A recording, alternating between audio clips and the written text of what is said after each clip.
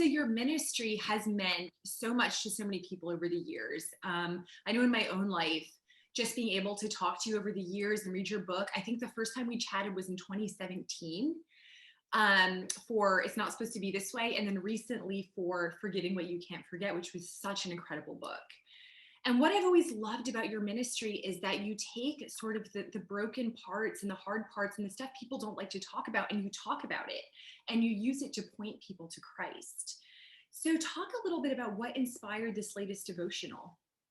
Well, thank you so much for your kind encouragement. That means a lot. When I think about how can I tell if I'm healed enough to write the books, because the last several books I've written in the midst of pain, and Seeing Beautiful Again is no exception. I've been continuing on this hard journey, and sometimes I just want to go lay in my bed, pull the covers over my head, and just like wallow in the hurt and the pain. But I know that me opening up the conversation and me bringing solid therapeutic help and wisdom and solid theology and biblical wisdom that really connects right where people are at, I know it helps, and I know how desperately I need it. And so I want to be a light for not just other people, but I want to study this stuff so that I can heal too. And when I share the stories of what I've walked through, I try to not focus on the details of what happened, because I think that just makes much of the hurt. But instead, I really try to share the perspectives that I've gained along the way, the life wisdom that this has blessed me with, and evidence of God's faithfulness that I've experienced even in the midst of really deep heartbreak. And when I focus on God's faithfulness, the wisdom that I've gained, the life perspectives that I now have, and I think I make much of that. I acknowledge the hurt, but when I make much of that, that's a sign of healing. And so I would just encourage anybody who's walking through stuff. There's someone else who needs to hear your story. I'm not special in that. I think that everyone has life wisdom, evidence of God's faithfulness, and experiences that they've walked through that they could help another person who's a little bit behind where they're at, walking through that same kind of pain. And I think when we share our stories, if we focus on those things rather than the details of how we were hurt, that's where it becomes really helpful for other people. And it's evidence of healing too. Yeah, I love that. I think I saw that you invested 1,000 hours of biblical study and then hundreds of hours in counseling for preparation for this book. I'd love to hear what, with all those hours of study you did, what is the most important thing you gleaned about forgiveness in particular that maybe we miss? Oh, that's so good. And let me clarify too, because I don't want anybody shining my halo like, wow, you're so academic. I did that because I was so resistant to forgiveness that it took me studying forgiveness in the Bible 1,000 hours to finally get to a place where I was like, okay, I finally see that forgiveness isn't an unfair gift that we have to give to another person. Forgiveness is God's provision to help the hurting heart heal. And so I just wanted to clarify that, because it's like, oh, I don't want someone to think like, wow, she's so academic. It was really out of my own desperation that I did it. But what were some of the most profound things that I learned in all of that? I would say probably the most helpful was understanding that forgiveness is not based on my determination. Like, I determine the other person is sorry, or I determine that they've suffered as much as they need to have suffered for what they did, or I determine that they're not going to hurt me again. If I wait to forgive until all of those things are true, then I'm attaching my ability to heal to choices of another person that I don't have any say so over. And in essence, I'm allowing the same person that hurt me to hijack my ability to heal. So I've got to sever that source of suffering by detaching my ability to heal from the choices of another person, and instead recognize that forgiveness is not based on my determination. Forgiveness is based on my cooperation with what Jesus has already done. And as I let God's forgiveness flow to me, I simply cooperate with it and let it flow through me to other people. And it's really me putting a stake in the ground and saying, I've suffered enough because of what other people have done to me. And it's my choice to forgive so that I can heal and get on with learning to live again. Yeah, that's so good. I mean, you talk so much about that and how bitterness is so damaging to us personally. And one thing I thought was really profound, you write that bitterness isn't usually found in those whose hearts are hard, but rather in those whose hearts are most tender. So, how do we love deeply again? How do we open ourselves up to relationships and not let those roots of bitterness seep in and damage what could be beautiful? Yeah, I think I wrote in the book, bitterness is a bad deal that makes big promises, right? Because it almost seems like the bitterness protects us from that person hurting us again. And so that's why I also wrote about boundaries, because I think that's the antidote. Instead of sitting in our bitterness and making that what we try to use to protect us from that person never hurting us again. But meanwhile, bitterness is turning us into somebody that we don't want to be, because bitterness leaks out. It doesn't stay isolated to one situation. Bitterness will leak out into every other relationship that we have. That's just the way it works. So boundaries is a good antidote for that. And I think that a lot has been said on boundaries, but I feel like in the context of forgiveness, what we have to understand, when Jesus said to forgive 70 times 7, he didn't mean to stand close enough to that person who's hurt us or abused us or said things that have, stuck with us, that are just so hurtful. He doesn't say, like, stay in close community with that person and allow them to abuse you over and over and over and over. That's not what Jesus is saying. I believe Jesus is saying establish enough emotional distance to where it's safe enough, if this person never changes and they keep doing what they're doing, that you have enough boundaries in place, enough safety and emotional distance in place, that you can forgive that person 70 times 7 without being destroyed in the process. And so I think when we talk about bitterness, we also have to talk about boundaries and a clarification that being abused, that's not a recipe for holiness. It doesn't make you more holy to stay in a situation where you're getting abused over and over and over, right? Abuse is not part of our holiness process. Abuse is something that must be addressed head on and say, this is wrong, and I'm going to create a boundary so that this abuse doesn't keep happening. And remember, boundaries aren't meant to shove another person away. They're meant to hold me together and to keep me in a healthy state. Yeah. And one thing I also loved that you wrote is that you have to decide that you are worthy. What do you mean by that? And how did deciding you were worthy change your own perspective in your own life? I think sometimes when you've been in relationships that they have spoken things to you or said certain statements about you, that those lines that people have spoken over you can so easily become lies that you believe. So it's not just an opinion of someone else, but a lie. It turns into a lie that you believe when you attach it to your very identity.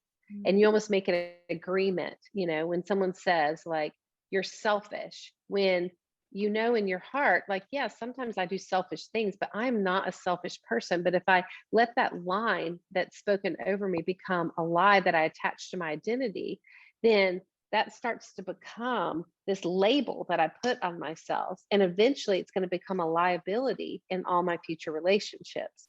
So I think what's really important is to say who I am, who my identity is secure in Christ.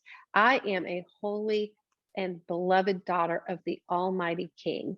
And so therefore I am going to live my life as with evidence of that reality attached to my identity. And I'm not going to allow people who I'm not sure of their real motivation to speak things over me that are so deeply affecting. I have a very, very tender heart. I think people assume, that I'm an extrovert. I'm not. I'm an introvert. And people probably assume, like so many people, read your books, that you're kind of immune to opinions. Oh gosh, no. I'm so tenderhearted. I mean, just a couple hours ago, I was crying because somebody said something, and I'm so tenderhearted. Like I had to go in the bathroom and have a little pep rally with myself. And so I can easily understand how this happens because it can still happen to me. But there's some verses that I was studying recently in Colossians chapter 3 that remind us to clothe ourselves with compassion and kindness and ultimately forgiveness, and the peace of God will be with us. And as I did some research on that, that's drawing upon an ancient tradition that when a king would go off to battle, if he had victory in that battle, he would come back wearing his victory clothes, his royal robes that spoke victory. If he lost the battle, he would come back wearing clothes that were very evidence that he lost the battle.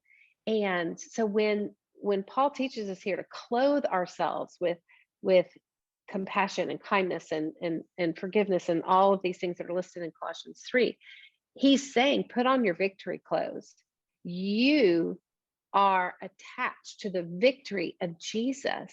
And so walk in that victory. And when you clothe yourself every day with compassion and forgiveness and kindness, those are your victory clothes. It's evidence of the victory of Jesus that's being lived out through your life. That's what makes us worthy. And it's Christ's worthiness on us that brings the reality of our identity of being chosen and holy and dearly loved children of God. So I give myself this pep talk and I say, Lysa, you are a child of victory. Now clothe yourself with your victory clothes. And if the lies come at you, recognize what they are. Just because it's somebody else's opinion does not make it a truth that you now have to carry and suffer because of.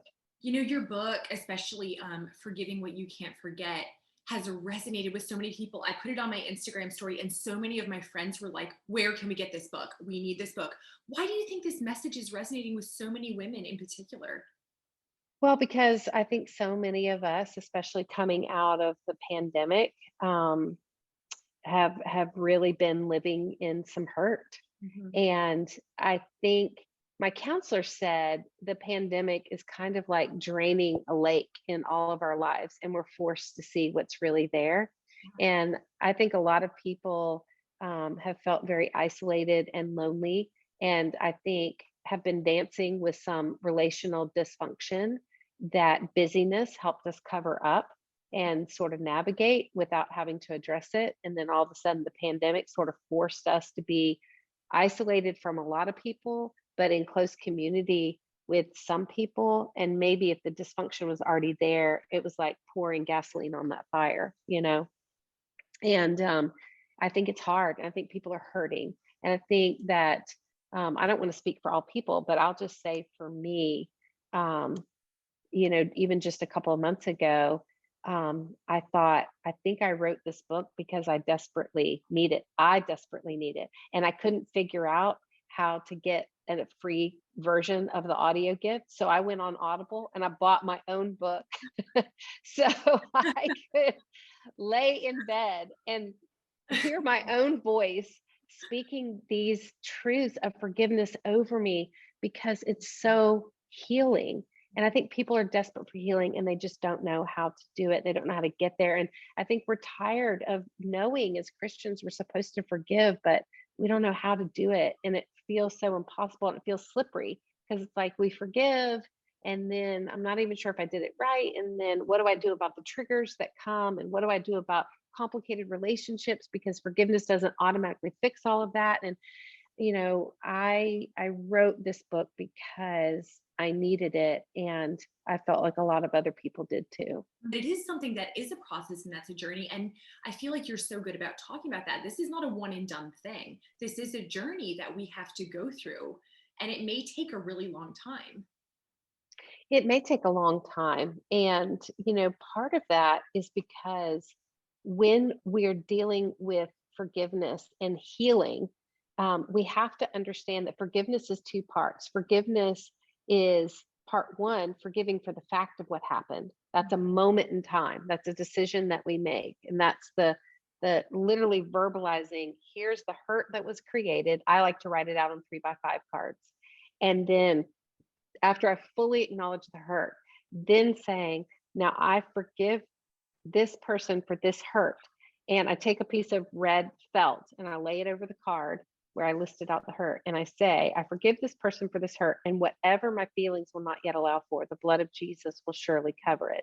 That's good. Because hurt feelings don't often want to cooperate with holy instructions in my life. And so I have to add that last little part. And whatever my feelings will not yet allow for, the blood of Jesus will surely cover. But forgiveness is not just forgiving for the fact of what happened. That's what we just did. But it's also forgiving for the impact that this wounding had on us. And the impact of that is the emotional trauma or the emotional healing that now has to take place. And of course, that is going to be a process and it's going to take a long time. It does not negate the forgiveness that you have already had, that marked moment of forgiveness. It doesn't negate it when you get triggered 6 months afterwards. And all that pain and anxiety and maybe bitterness and anger comes back on you. It's just an indication that there's an impact that their wounding had on you that you now have to acknowledge and deal with and forgive. And so I think when we understand forgiveness is a decision and a process, it allows space for that healing to happen. I don't like it when I hear people say, forgive, and then walk in that healing. Yeah. Because I think they're misunderstanding. Forgiveness doesn't create instant healing. Forgiveness starts that healing process. Yeah, this just spoke to me. You write about how we feel like sometimes we have to edit our words before God. We struggle to come honestly before him and share the broken and the hurt and the damaged parts of ourselves. So talk about the importance of coming before God vulnerably and honestly as part of our healing process. Yeah, I think it's natural to maybe get in this pattern of making our prayers sound appropriate for God. Yeah. And and certainly, this is going to play out differently according to your personality and how you're wired and all of that. But I've learned to stop editing my thoughts that I bring to God and trying to tidy them up and make them okay, because it's almost like saying, God, I'm okay. And yet I'm really not okay. And so I think just pouring my heart out, just like David did in the Psalms. David was brutally honest about how he felt about the people who were hurting him and trying to kill him and destroy him. I mean, David was brutally honest. And yet they almost became these beautiful turns. It's like all of this would happen. And yet, God, you are still faithful. And so while I don't want to edit my prayers, I do want to add in that, and yet, God, I know you are good. God, you are good. God, you are good to me. And God, you are good at being God. And I'm going to start processing this from the point of your faithfulness. So we don't want to edit, but we also want to be careful about not making suggestions to God. And it's okay to bring our requests to God. But when we do it, and I guess I should say it's okay to make suggestions to God, but don't let them turn into expectations of what God should surely do, because expectations have built-in resentments with them. It's like, God, you better do this or else I'm not going to believe that you're really faithful, and it's not that we would dare to verbalize that. It's almost just like we love to gather up all of the thoughts of how a good God should surely do this, this, and this, and this. And we like to say, okay, God, now I'm going to hold you accountable to the outcome of my own making. Yeah. And God's really been challenging me to say, Lysa, you don't want the outcomes of your situation to be limited to just the human perspective. Mm. Like there is the reality of what you're going through, but at the same time, there is this beautiful spiritual dynamic that I'm working out that you can't possibly understand. And this is the purest meaning of faith. Just have faith, Lysa. Trust me. And it may feel bad. It may even get worse for a while, but my promises are true. I am a promise keeping God, and I will see you through this. And there will be redemption, even if it doesn't look exactly the way you thought it should. Sort of on that note, what encouragement would you offer to somebody who is walking through hurt right now and they just cannot see a way that God can make their story beautiful again? Yeah, well, first of all, I would say I understand. I really do. You're not alone. Um, and I would say just hold on to the reality each day that God's evidence of God's goodness and beauty is all around you, but you have to make the choice to intentionally look for it. It's kind of like if you decided today you were going to go buy a car, maybe a red minivan, okay? And you thought, this is so unique, this is so different. No, but I never see red minivans. But suddenly, when you have it in your mind, you drive up to the coffee shop and it's like two red minivans in the coffee shop drive through. And then you go to church and there's six red minivans in the church parking lot. And you go to Target and there's four more. And you think, wow, did everybody go out today and get a red minivan? And they didn't. They've always been there around you. It's just because you weren't intentionally looking for them, you didn't see them. And that's the way it is of evidence of beauty in our life and evidence of God's goodness. The more we intentionally look for it, the more we see. So I have this prayer that I pray each morning. And I put it on Instagram recently, but maybe I'll put it on there again. But basically, the prayer is this: God, I want to see you. God, I want to hear you. God, I want to know you. God, I want to follow hard after you. And I establish before I process anything in this day, God, you are good. You are good to me, and you are good at being God. So I am going to intentionally look for you today. I'm going to look for you everywhere I go. God, show me someone I need to forgive, someone I need to bless, and show me the evidence that's all around me of your goodness. And when I get up from that prayer, I start looking. And I realized I just invited the divine presence of God Almighty to do life with me. And He's so faithful. Every day, there will be someone to forgive, someone to bless, and evidence of God's goodness all around you. It's such a simple thing, yet we don't do that. Mhm. That's so true. And I think maybe a good challenge would be, hey, try it for the next 5 days. And I think you'll be astounded at experiencing God. You'll experience Him. And I think the more we look for Him, the more we see Him. I love that. Lysa, ultimately, what is your prayer for this new devotional? Well, the new devotional, I have two prayers. Can I say two? Is that Yes, okay? please do.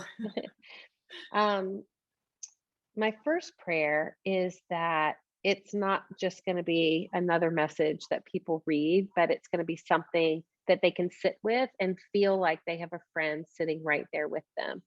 When I wrote these, there are some devotions that are pulled from important parts of my book. It's not supposed to be this way. And then other devotions are pulled, kind of excavated out from Forgiving What You Can't Forget. And then some of the devotions are pulled straight from my personal journal.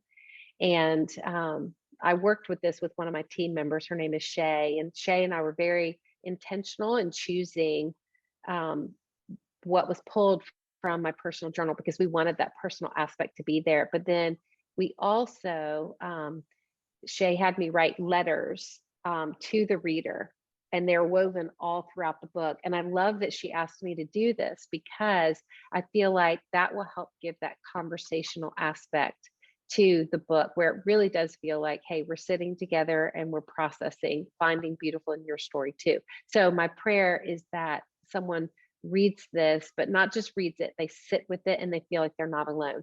My second prayer is that they will start to make beauty something that they intentionally look for.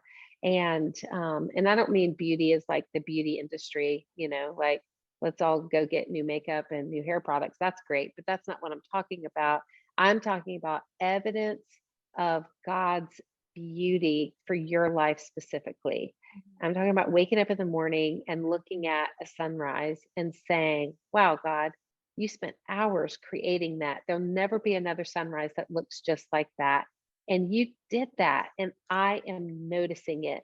And then going through a day and just seeing a random little yellow weed that's in this green grass and saying, like, wow, God, like you created that flower. And most people are going to like pull it and toss it as a weed or never even notice it. But I'm going to stop and I'm going to notice it. I'm going to receive this gift of beauty that you wove into my life today.